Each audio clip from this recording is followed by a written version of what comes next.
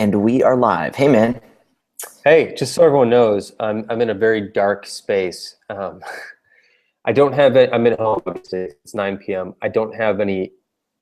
I don't really have lights in my office other than a desk lamp, and I kind of like it dark at night in the office. And I don't. So like this is actually terrible lighting for video stuff, but it's all I got. So that's that. And that's how this show works. We Uh, just keep figuring it out as we go along. yes. Um, so we were talking, yeah, where do we've been chewing on a couple different things. Like, where do you want to start? Something going on at base camp or, we were talking about some stuff we've got going on at High Rise. I thought I had actually, something came to mind. I did this interesting thing today. There's this thing called Genius Hub, which is this new sort of AMA style tool for, well, it's a dedicated tool, kind of a chat style tool for AMAs, where people can submit questions, they pile up, and then you can answer them. And today was the first one, and I was doing that with him, this guy named William, and it was interesting because I've done a few AMAs before. I did one on Reddit, and I did one on Designer News, and then I did this one on Genius Hub.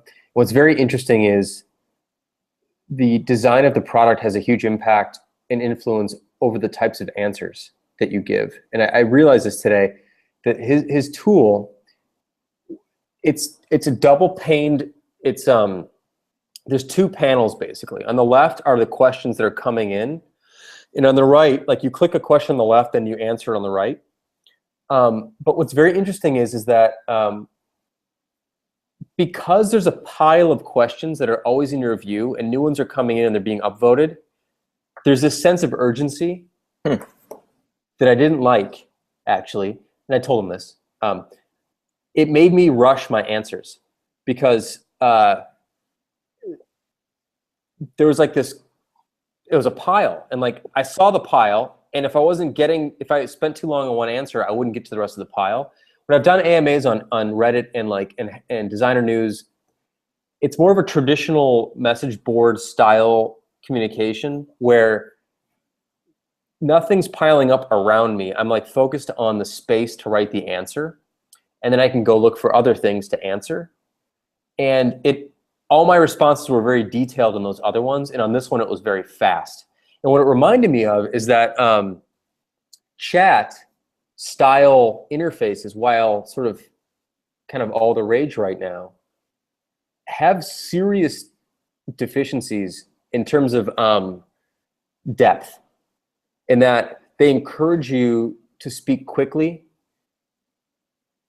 or forever hold your peace because you only have a moment to say something before it's gone, or before like there's anxiety building that you need to jump in this other conversation or whatever. And it was interesting to see that same thing play out in this sort of QA interface. And anyway, it just reminded me like how much impact, like this whole product was about questions and answers. And I felt like my answers were really weak sound bites because I had to kind of get to the next one quickly. Yeah. It just reminded me how influential product design can be on the actual output of a human. And it's a good reminder, like that products push you in directions, and there's certain golden paths, and they make you do certain things. And being very aware of what the outcome that your product is creating or encouraging is it's a good awareness to have, I think. Yeah, and I've seen this. I mean, what you're describing in practice too, even on things like Reddit and Designer News. So it's like on Reddit, I've been doing this. I've been practicing writing on Reddit. I've been trying to use it as a space where I feel like there's not there's not as much weight to a comment on a forum as maybe a blog entry is on something like Signal versus Noise. And so I'll practice my writing on something like Reddit, answering someone's question or practicing a thought. But what I've been noticing there too is the same as you're describing, like the design of just the comment box itself. I mean, it's small, everything else around it is providing like kind of anchoring you, there's other people's small responses, and it's kind of anchoring you to you also providing kind of a very small, quick thought. So what I end up doing for Reddit is the same. Like there's a couple tools you can use. I use Draft, but I've seen other people create extensions to basically to expand a text area to make it the focal point. It'll like hide everything else. And so I basically just use Draft, where I like take my answer, I pop it into something that's more focused to write long form. So I don't have what you just went through, that same inclination to like write short answers. So like, because of that, I end up I'll write like 1,000 words for an answer on Reddit. But I have to like go to a different tool, because like you're saying, like the design is steering me in a way I don't really want to go, and I can be a little bit more thoughtful just by like the focus. Isn't it? So yeah, that's a really good point. It really has an influence. And for a site, Reddit or this other one or whatever it is, like when content is sort of the whole point of the site, the tool suggesting the depth of content, like it has so much influence and power over the information that's being shared, just because a text box is smaller than maybe you're comfortable writing in, or your text begins to get crowded in a smaller, even if the text box is sort of tall, it's still crowded relative to like the length of your essay or whatever. And it's kind of interesting. It's just really interesting. And it's not that it's necessarily bad or anything. It just kind of, it was interesting to me how much influence it actually has over your behavior. It's something as simple as a text box, or something as simple as a list of questions, or something as simple as the proximity of the questions you need to answer and the space you have to write the answer.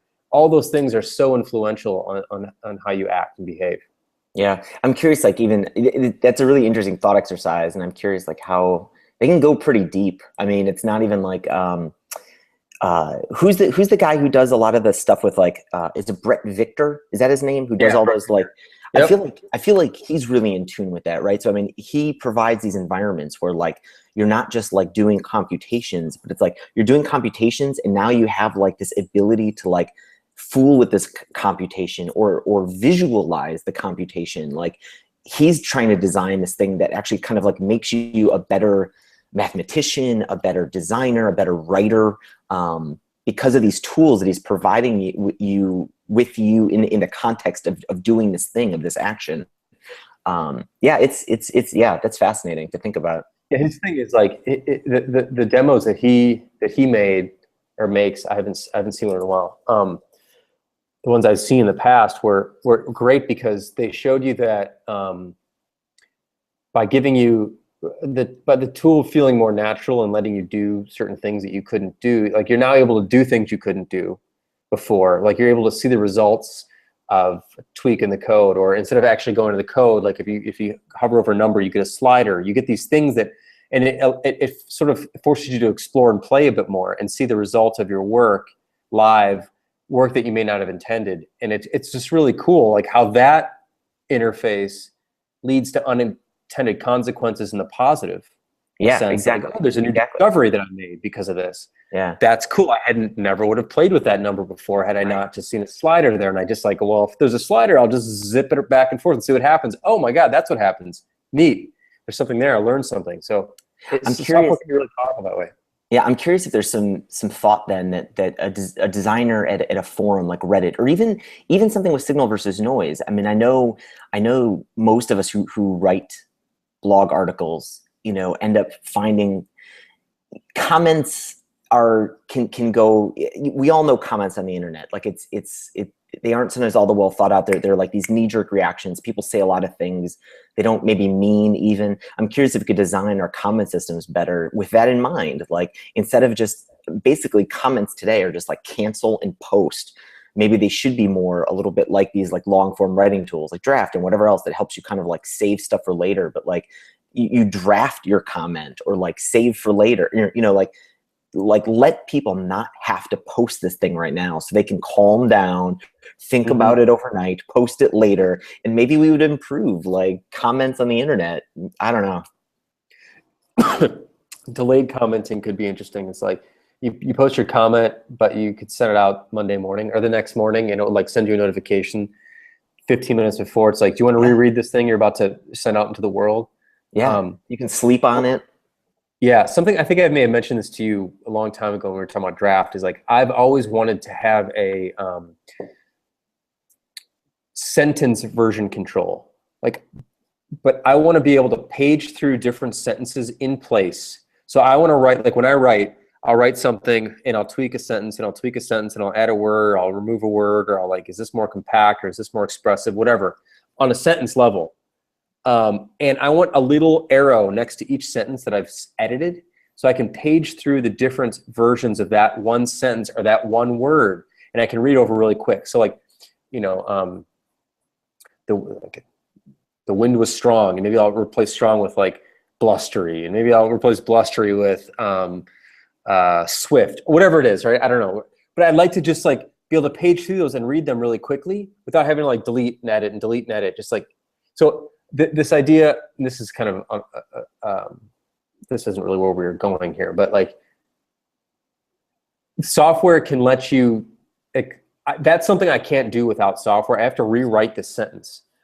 Or I have to have the sentence, I have to have like another file with a bunch of different versions of a sentence, copy them, paste them in context, and it's just weird. But like having sentence level version control or word level version control or phrase control or something would be really neat to substitute different paragraphs at different times. So anyway, whatever. Yeah. So anyway, we're a little bit off there, but software interface design really influences people, and I think that's what's kind of a cool part of it. And it shouldn't take it lightly because it does have a big influence. Like I felt like today I wasn't able to really add anything to the world. I wasn't able to really answer questions. I was able to give responses, but not really get into something. And it just was interesting. Anyway. Yeah, like I said, that's really interesting. Yeah, I'm glad you pulled that out. That's going to be yeah, I'll hang some thought on that. I mean, we're changing so much in high rise these days, and it's like that's a good one. I mean, that's because some of these concepts, like, you know, I've used them in draft and I've explored them, but I think about that too. Like, it's like high rise is this tool where it's like we're just communicating with customers. You know, what can I do to like improve that communication? And there's probably stuff along these lines that we're kind of exploring and touching on. Like, it's like instead of sending out that knee-jerk reaction, or instead of just replying to a customer like this, is there anything that helps you, maybe even take a break, or enlightens you to like, hey, maybe this response could be better before you send it out.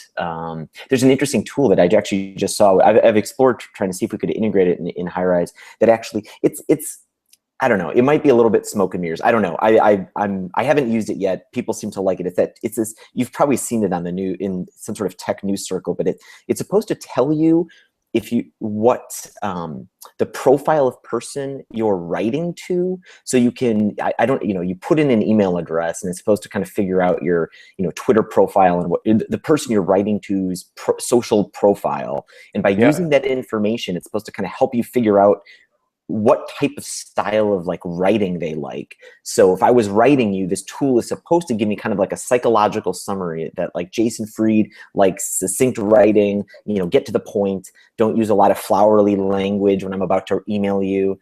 I've seen people criticize this, that they think it's like one of those psychology profiles that could fit anybody, but I don't know, maybe there's something to that. It's an interesting thing. I've been tempted to check out some more. Yeah, it is good to know who your audience is, if that really tells you that, right? If you can really infer that. That is kind of neat to keep that in mind. I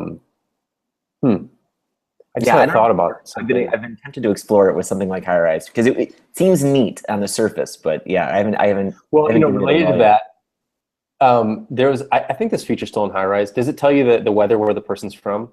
It does. Time in the time zone and weather. Yeah. Yeah, so the idea behind that original feature with the weather was that everyone likes to talk about the weather, right? It's like that's what you do when you talk to someone who you don't know and you haven't met before. What's the weather like? Or, oh, you're from Galveston, like what's it like down there? Like whatever. But you could say, oh, hey, nice to chat with you, John. Hey, I heard it's raining down where you are. Like instead of saying like what's it like, you can actually drop a bit of knowledge on somebody in a very comfortable way that everyone likes to talk about the weather. So that was the idea behind that feature, was like that, actually, the idea you're coming up with like getting their profile and all that stuff, the weather feature was around that specific thing, which is a tiny bit of information about someone that's actually usable in a conversation, because everyone can use the weather in a conversation. So those little things are pretty cool. And we actually had, for a while, gosh, maybe it's still there. I haven't used it. I haven't looked at that in a while. Because I think we actually, something to do with Twitter, it would show you the last tweet, but it's in a separate tab. But it would tell you like the last tweets from somebody. And the idea was like, you can just quickly glance at sort of what they've been talking about in general, and then, you know, bring something up if it's relevant. Having some of those things, I think, handy are good for conversation starters, or, you know, a chance to go a little bit deeper in a conversation than someone might be expecting you to do. Anyway. I agree. Yeah, no, totally. And that's something that I really want to explore when I have a second here. I feel like there's some interesting places that people could go with using things like, I don't know, machine intelligence and stuff like that, of like filtering, surfacing some interesting stuff out of a Twitter stream. Because, like, you know, yes, there's that Twitter tab, but it gets so loud, obviously, with what people are talking about. I'm curious, like, what if we could assist a little bit and kind of bubble up some of the more interesting things that you could read in someone's Twitter profile or stream to kind of like use in that conversation. But yeah, I think it's a really interesting aspect of what you guys did in High Rise that I'd like to keep taking further and experimenting with. But yeah, I just haven't yet. Yeah, I don't know if, you know, I don't know if it works or not, but like, I mean, the weather data shows up. I don't know if people use it in conversations or not, but that was at least the intention. And the intention is good. You know, like when someone emails me, even if it's a cold email, like I do appreciate them knowing something about me. You know, it's like, hey, you know, I've seen what's going on there. You know, that was a really, you know, interesting thing I read about you guys doing. And even if it's like, even if it's just you know, I know that they just read one article or something, it's nice. It's much warmer than the bullshit. Hey, I saw you're the CEO of, you know, XYZ company, and it's just some template, you know, they're sending out to like 1 million people. Yeah, we're interviewing for this position right now, and whenever I'm talking to a candidate, and they've read an article I wrote, something recently, or they've seen a video, or they pull something out that I've spoken about, even if, you know, that's just a little platitude, like it just shows me that they made a little bit of an effort to find out a little bit more about who I am or who we are versus. And I just think that's a smart thing when you're interviewing, is to know the interviewer, because it's not just about the interviewee, but like the interviewer, the person who's asking you the questions. If you know a bit about them, you can tailor your answers in a way that that you know they're going to like, or that you know that they're given to enjoy a bit more, or something like that. Or I don't know. There's something to that. So anyway, that's just about preparation, really. Is all it really is. And that's a cool part. I think maybe that's the angle. It's like, can High Rise help you prepare for a call? Can High Rise help you prepare for, you know, writing someone? Can High Rise help you prepare to close a deal? More so than just, can it store information about people, but can it help you prepare? It's like the job really there that I think would be interesting to look at. Yeah. Yeah. So, am I still in the dark? I haven't. Yeah, looks like I'm pretty dark. But anyway, hopefully my voice isn't as dark as the lighting here. It's all very mysterious. I like that. There's a book I read called "In Praise of Shadows." Have you ever read that book? No. It's written by a Japanese. I don't know. He wasn't an architect. He was an artist or a novelist or something. And he talks about how Japanese architecture encourages shadows, and that he thinks there's a lot of beauty in shadows, in like things catching a little bit of light, in like lacquer boxes that have a thin gold trim to them would look gaudy in bright light, but in dim light, in shadows, if they happen to catch a flash of light, they're really beautiful. And he talks a lot about how that Eastern architecture has long eaves and creates spaces where there's shadows, and there's like recesses and stuff where there's shadows, and how in Western architecture, like the goal is kind of to light up everything and to eliminate shadows by flooding spaces with light, and windows and getting rid of any trace of a shadow. And I hadn't thought about that, but I really like shadows too. They're just kind of interesting and mysterious, and like certain things pop in them and certain things don't. And they're just like, it creates depth that white, open, bright light eliminates. And it's just kind of nice. So at night, I don't like to have a lot of lights on when I work. I just have like a sort of a dim desk lamp, and that's enough. And of course the screen provides some light, and then just whatever light floods the room from that lamp is enough just to kind of get a glimpse of what else is around me. But it kind of helps me just stay in the moment. It's really kind of nice. So anyway, ever since I read that, I've sort of been thinking a little bit about that. That's interesting. It's a really cool book. It's 40 pages. It's a really fast read. All right. Yeah. That's funny you mentioned shadows. Like today, I actually like, obviously the Google, redesign of the logo. I'm sure you've seen in the news today, right? But like they've done, just looking at some of the stuff they've done with material design, it looks like, they've done a lot of explorations with shadows. Even I think even like the G plus, a lot of the like favicons, like even have a little bit of a shadow, cast like. It looks like, some sort of light source is like at the top left of the G or whatever. And it brings like an interesting, just a new depth and some interesting creativity to some of this typography they're doing. It's cool. It's cool when the stuff is explored thoughtfully. Yeah, I like where Google's going with their design. I think that they're getting really good at design, actually, really good at it. So it's exciting to see that, actually. It's cool to see a company like that didn't value it aesthetically that much, I don't think, early on in their existence, come into seeing it. It's cool. Anyway, I was going to ask you something about industry stuff. Do you follow industry news at all? I don't, not really. I try not to like follow anything. I try and not so much. I do, follow the things like, I glance at things like Hacker News and Designer News. And so like, I try and bounce in between some of the worlds I guess I'm close to, but I guess I'm more interested in like picking up stuff from places I'm not part of. That's the stuff I guess I spend more time trying to like read through. So no, I'm not a big fan. Like I'm not stuck on industry news. Yeah, I kind of stopped following it almost altogether about a year ago or so, and I feel so much better, actually. It's surprising, like when I tell people that, like, "Did you see that thing in TechCrunch or whatever?" I'm like, "No, I didn't see it." And they're like, "Are you serious?" Yeah, I didn't see it.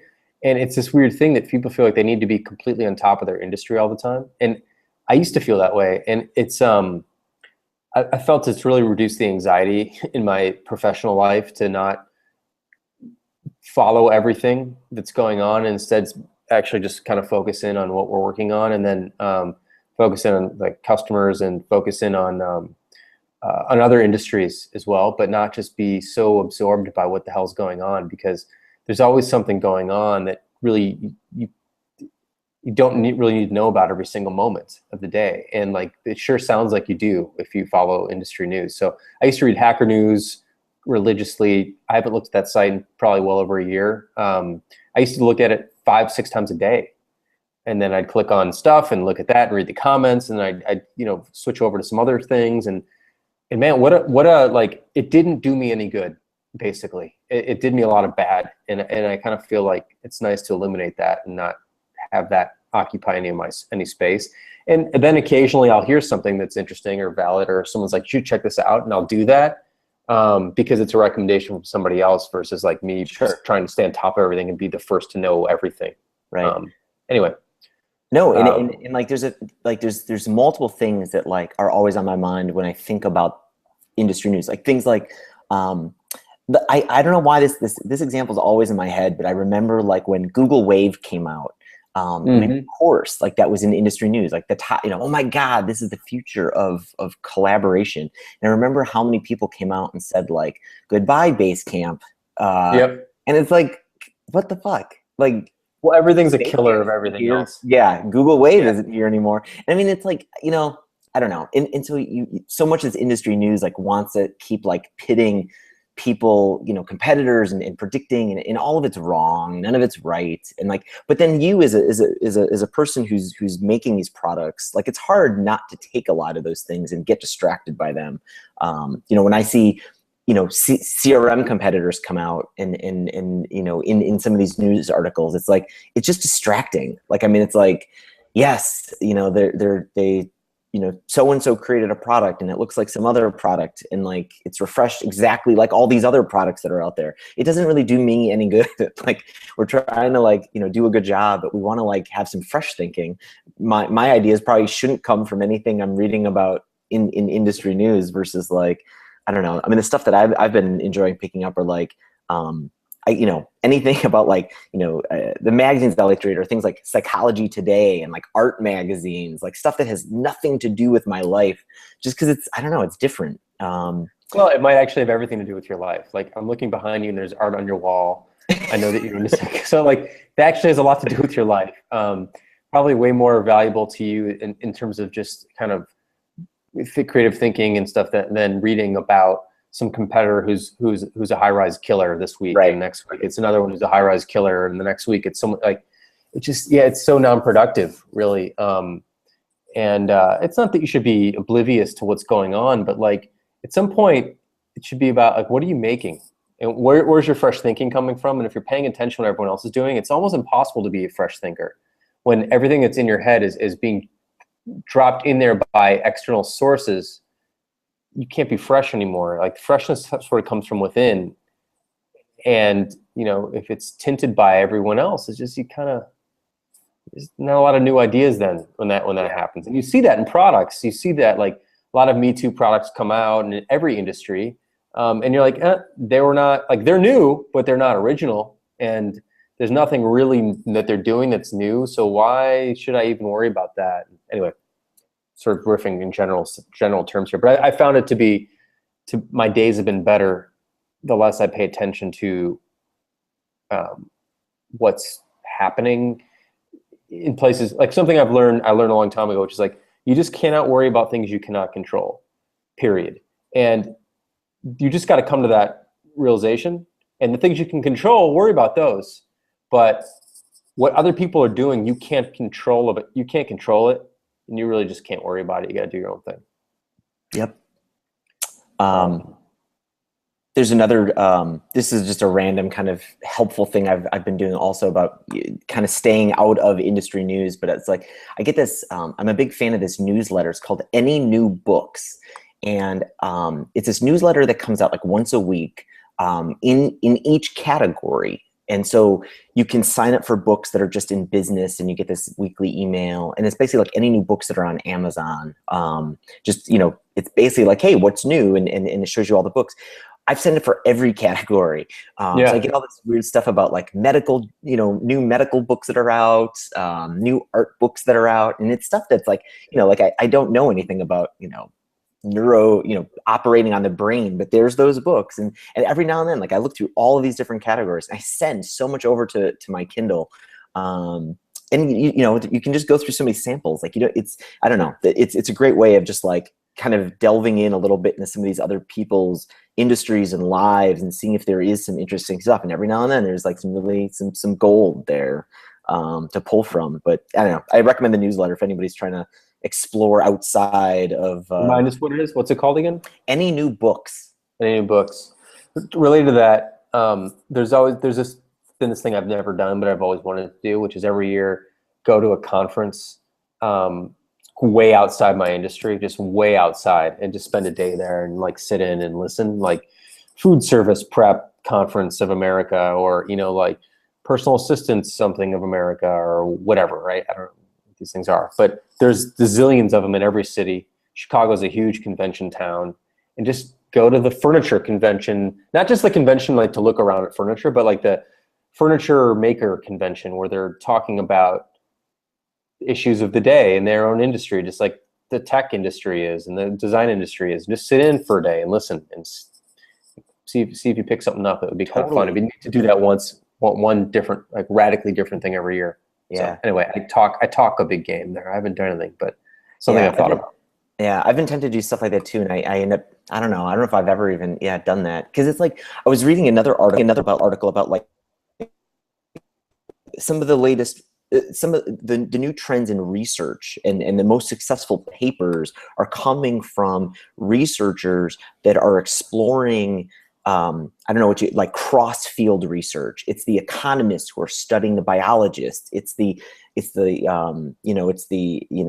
psychologists studying economics. Like, it's like these people who are like cross fertilizing their articles and their research and their studies are the most successful at like publishing and coming up with obviously novel research.